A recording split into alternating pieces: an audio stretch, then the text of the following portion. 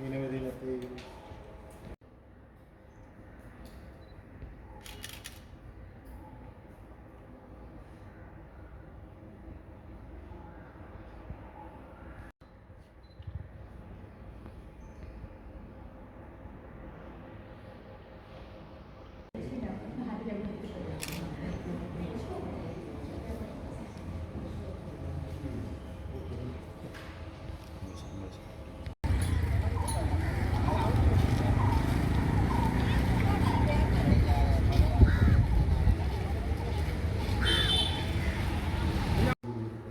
யாழ்ப்பாணம் பொது நூலகம் விரிவூட்டப்பட்டு 44வது ஆண்டு நினைவு தினத்தை நாங்கள் இன்றைய தினம் பொது நூலக வளாகத்திலே ஒன்று கூடி அந்த துன்பியல் நிகழ்வுக்கு எமது அனுதாபங்களை கண்டனங்களை தெரிவித்து இவ்வாறான ஒரு நிகழ்வு எதிர்காலத்தில் இடம்பெறக்கூடாது என்ற வேண்டுகையோடு நாங்கள் இந்த இடத்திலே ஒன்று கூடியிருக்கின்றோம். யாழ்ப்பாணம் பொது நூலகம் யாழ்ப்பாண பிரதேச மக்களினது முயற்சியாலே ஆரம்பிக்கப்பட்டு மாநகர சபையாலே பொறுப்பேற்கப்பட்டது. நீங்கள் எல்லோரும் அறிந்தபடியே உலகளாவிய ரீதியிலே நூலக சிறந்த நிபுணர்களின் ஆலோசனைகள் மற்றும் சிறந்த கட்டட கலைஞர்களின் பங்களிப்போடு இந்த கட்டுமானம் நிறுவப்பட்டு துரதிர்ஷ்டவசமாக 1981ஆம் ஆண்டு விரிவுக்கப்பட்டிருந்தது. அந்த நினைவு நாளிலே அந்த சந்தர்ப்பத்திலே எரியூட்டல் செய்தியை கேள்விப்பட்ட உலகளாவிய ரீதியில் வாழ்கின்ற அனைத்து மக்களும் மகிழ்ச்சி அடைந்தனர். அதேபோல இன்றைய தினத்திலே நாங்கள் அஞ்சலிக்கின்ற தாவீது ஃபாதர் அவர்கள் அந்த துயர செய்தியை கேட்டு தனது உயிரை இழந்த அதிர்ச்சியில் உயிரிழந்திருந்தார். உண்மையிலே அதை ஒத்த உணர்விலே அனைத்து மக்களும் இருந்தனர் என்பதுதான் காண்கிறது. அந்த நிகழ்விலிருந்து மீண்டெழ பல ஆண்டுகள் ஆனாலும் இந்த துன்பியல் சம்பவம் எதிர்காலத்துக்கு இடம்பெறக்கூடாது என்பதற்காக நமது சிறார்களுக்கு நமது நூலக உத்தியோகத்தர்களுக்கு மற்றும் இங்கே கூடியிருக்கின்ற அனைவருக்கும் உரிய மன உறுதியோடு இந்த செய்தியை நாங்கள் கொடுக்க வேண்டியதாக இருக்கின்றது.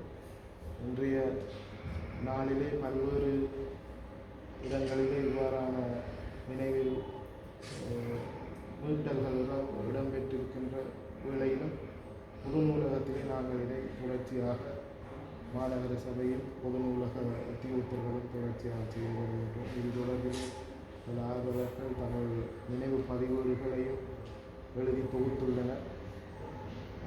இது தனியே பொது நூலகம் மாநகர சபை என்ற வட்டத்துக்குள் அல்லாத அனைவரால் நினைவு கூறப்பட வேண்டும். அதே போல் இங்கே தொகுக்கப்பட்ட வரலாற்று ஆவணங்கள் முறைப்படி ஒழுங்குபடுத்தப்பட்டு துல்லியமான ஒரு தகவல் திரட்டாக மேம்படுத்த வேண்டும் என்ற செய்தியை தெரிவித்து எனது ஆரம்போடு நிறைவு செய்கின்றேன். அடுத்து இந்த துன்பியல் நிகழ்வுக்கு தலைமை தாங்கிக் கொண்டிருக்கும் மாநகர சபை ஆணையாளர்களுக்கும் மற்றும் நேரங்காலம் பெறாமல் இந்த நிகழ்வை கலந்து கொள்ள வேண்டும் என்று வந்திருக்கின்ற வாசகர்களுக்கும் முதற்கண் நான் வணக்கத்தை தெரிவித்துக் கொண்டு இந்நிகழ்வு இன்று 44வது ஆண்டை நிறைவையொட்டி இந்த நிகழ்வு ஒரு துன்பம் என்றதை விட நாங்கள் திரும்பவும் பீனிக்ஸ் பறவை போல எழுந்து நிற்கின்றோம் என்பதை காட்டிக்கொண்டிருக்கின்றது இன்றைய நிகழ்வு. அத்துடன் இந்த நூலகத்தை பொறுத்தவரையில் வடமாகாணத்திற்கு மட்டுமல்ல, இது ஒரு தெற்காசிய நாடுகளுக்கு மிகவும் ஒரு முக்கியமான இது ஒரு நூலகம். அதனால்தான் இன்று இனம், மதம், மொழி எல்லாத்தையும் கடந்து மத சேவையை நாங்கள் செய்து கொண்டிருக்கின்றோம். அந்த இனம், மதம், மொழி இன்னும் ஒன்றும் சொல்ல வேண்டுமென்றால் நிறத்தை கூட நாங்கள் இந்த நூலகத்தை பார்த்தீங்கன்னு என்று சொன்னால் வெள்ளையை மட்டும்தான் பூசியிருக்கிறோம். வெள்ளை நிற பூச்சு மட்டும்தான் இங்கே இருக்கின்றது. எந்தவித பாகுபாடுமின்றி வேறுபாடுமின்றி எங்களது சேவைகளை வழங்கி கொண்டிருக்கின்றோம். இந்த நேரத்தில் நான் ஒரு கவலையான விடயத்தை கூற வேண்டியிருக்கின்றது. ஃபேஸ்புக்லையும் சரி, யூடியூப்லையும் சரி உங்களோட தகவல்களை நீங்கள் பகிர்ந்தீங்க.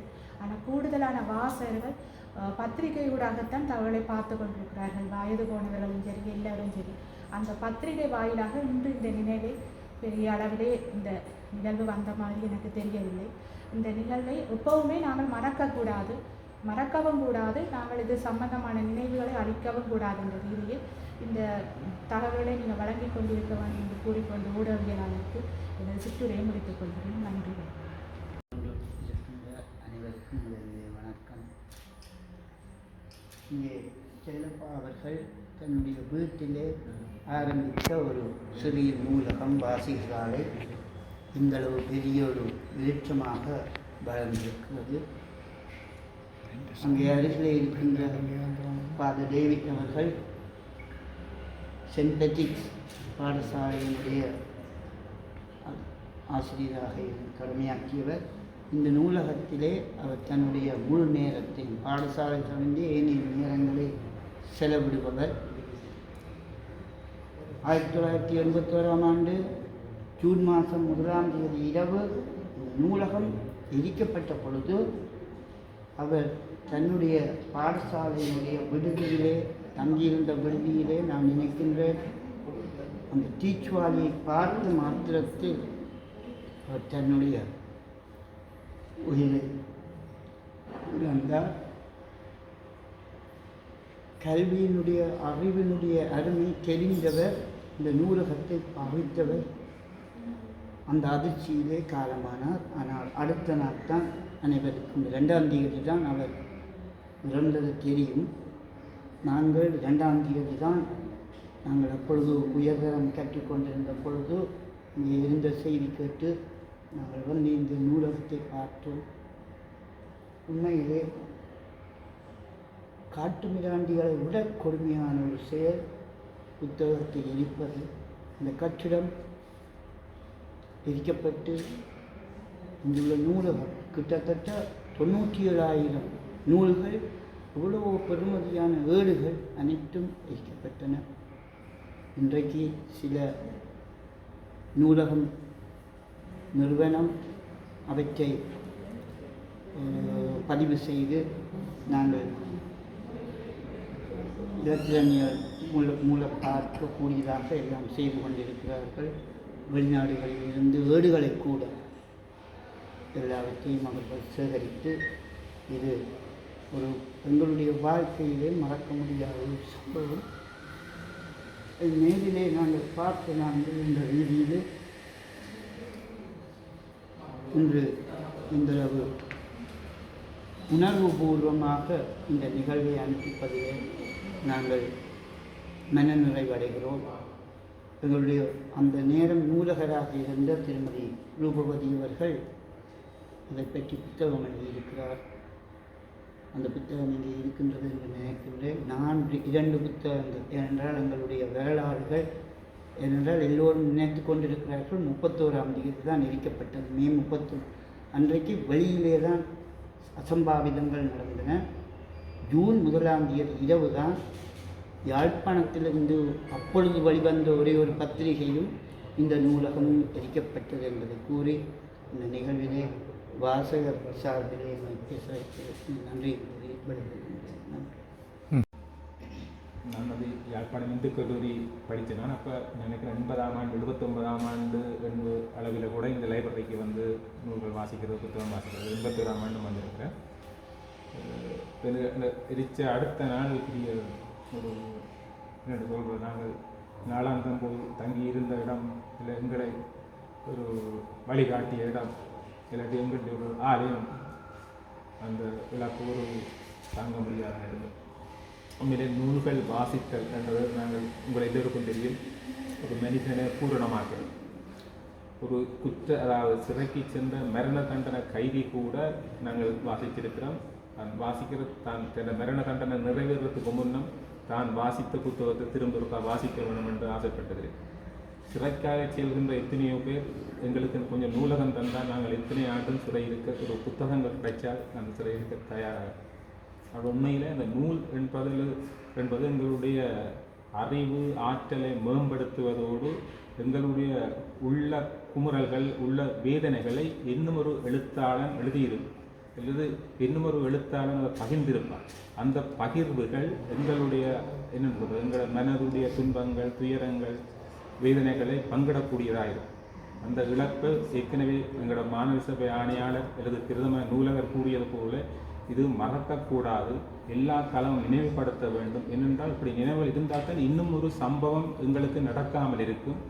அதேவேளை இது ஒரு என்னென்னு சொல்றது, இது ஒரு புனிதமான பெருமதியான வலியபிளான இந்த நூலகம். அது ஆசியாவிலேயே மிக சிறப்பானதாக இனிவரால் என்னென்னு சொல்கிறது, இனிவரால் உணரப்பட்ட நூலகம். இழப்பு அது என்னென்னு சொல்கிறது, அந்த இழந்தது தான். ஆனால் அதில் நாங்கள் கொஞ்சம் சேர்த்து இப்போ இந்த நூலகம் இயங்கிக் கொண்டிருக்கிறது. அப்போ அதில் என்ன உண்மையா எத்தனையோ வரலாறு, உண்மையில வரலாறு என்பது ஒரு கடந்த காலம் வாழ்ந்த மனிதனுடைய ஒரு என்னென்னு சொல்கிறது, அது அவனை பெட்டகமாக சேமித்து வைத்தது. அதன் இழப்பு தான். ஆனால் இனிவரும் காலங்களில் கூட இப்படியான இழப்பு நடக்கக்கூடாது என்பதும் எங்களுடைய சந்ததிக்கும் இது தெரிய வேண்டும் என்பதையும் கூறி என்னுடைய சிற்றுரையை நிறைவு செய்கிறேன். யாழ் தினக்குரல் மற்றும் கொழும்பு தினக்குரல் முகாமையாளர் கடமை காட்டிக் கொண்டிருக்கிறேன். தற்போது யாழ் தினக்குரலில் கொழும்பு தினக்குரலில் முகாமையாளரை கடமையாற்றிக் கொண்டிருக்கிறேன். என்ற பூர்வீகம் நான் அப்கண்ட்ரி மலையாளத்தை பிறப்பிடமாக கொண்ட நான் மட்டக்களப்பில் படிக்க மேற்கொண்டு மட்டக்களப்பில் படிக்கும்போது நான் யாழ் தினக்குரல் வரணும், பார்க்கணும், எரிக்கப்பட்டது எப்படின்னு சொல்லி பார்க்கணும்னு சொல்லி ஒரு ஆர்வம் இருந்தது. அதை போல் நான் இப்போ இங்கே இப்போ 13 வருஷம் ஆகிட்டு யாழ்ப்பாணத்துக்கு நான் தொடர்ந்து நான் பத்திரிகை வாசிக்கிறதுக்கு வரேன். உதாரணத்துக்கு இங்கே இருக்கிற அநேகமான பத்திரிகைகள், யாழ் கேலரி, கணக்க பத்திரிகைகளோட அவங்களோட தொடர்பு இருக்குது. அதே போல் என்னன்னு சொன்னால், இந்த முக்கியமாக சொல்ல போனால் இந்த லைப்ரரி எரிக்கப்பட்ட சம்மந்தமாக வரும்போது நான் இங்கே இருக்கிறவங்களோட நான் பகிர்ந்து கொள்கிற முக்கியமான விஷயம் என்னன்னு சொன்னால், எப்படி எரிக்கப்பட்ட ஃபோட்டோஸ் இருக்குதா என்று ஒருக்கா அது சம்மந்தமாக ஆராய்ச்சி மேற்கொள்கிறது தான் கூடுதலாக இருக்கிறது. இப்போ வந்தாலும் பார்க்குறேன்னு சொன்னால் அது சம்மந்தமாக புத்தகம் இருக்காங்கன்னு சொல்லி பார்க்குறேன். ஆனால் அது சம்மந்தமாக புத்தகங்களோ அதில் முழுமையான இதுகள் ஒன்றும் காண கிடைக்கல. இப்போ உண்மையாக பொறுத்த மட்டும் நான் சொல்கிறேன், கூடுதலாக நான் பாதியால் வேலை செய்து சிங்கள பகுதியில் தான் வேலை செய்தேன். சிங்கள ஆட்களோடு தான் கூடுதலாக செயற்படக்கூடியதாக வேலை செய்யக்கூடியதாக இருந்தது. அவங்களை பொறுத்த மட்டும்தான் நாங்கள் இப்போ கேட்கும்போது அவங்களும் சொல்கிற விஷயம் என்னன்னு சொன்னால், லைப்ரரி என்றது பொதுவாக ஆசியாவிலேயே ஒரு சிறந்த ஒரு லைப்ரரி. இது யாரால் எரிக்கப்பட்டது, எப்படி எரிக்கப்பட்டதுன்னு சொல்லி தெரியாது. ஆனால் எங்களுக்கும் ஒரு கவலையான விஷயம் என்னன்னு சொன்னால், ஒரு இலங்கைக்கு ஒரு முக்கியமான ஒரு லைப்ரரியாக இருக்குதுன்னு சொல்லி தான் அவங்க சொல்கிற விஷயம். இப்போ நான் என்ன சொல்கிறேன்னு சொன்னால், இப்போ இதை மாதிரி இப்போ ஏற்பட்ட அசம்பாவிதம் சம்பந்தம் இப்படி ஒன்றும் எதிர்காலத்தில் ஏற்படாமல் இருக்க வேண்டும் என்று சொல்லியும், தொடர்ந்து நாங்கள் எங்களோட லைப்ரரியை நாங்கள் பாதுகாத்து கொள்ள வேண்டும் என்று சொல்லியும், அதே போல் தேவையான எல்லா விஷயத்தையும் மேற்கொண்டு எங்களோட லைப்ரரி இன்னும் வளர்க்குறதுக்குரிய வழியை நாம் மேற்கொள்ள வேண்டும் என்று சொல்லியும், எதிர்ப்பு, கோபங்கள், சண்டை பிரச்சனைகள் ஒன்றும் இல்லாமல் நல்ல வழியிலே எங்கள் லைப்ரரியை மேற்கொண்டு போகிறதுக்கு அனைவருடைய ஒத்துழைப்பும் இருக்க வேண்டும் என்று சொல்லி எனது எனக்கு வழங்கிய அந்த சிறிய உரையை முடித்துக் கொள்கின்றேன். நன்றி, வணக்கம்.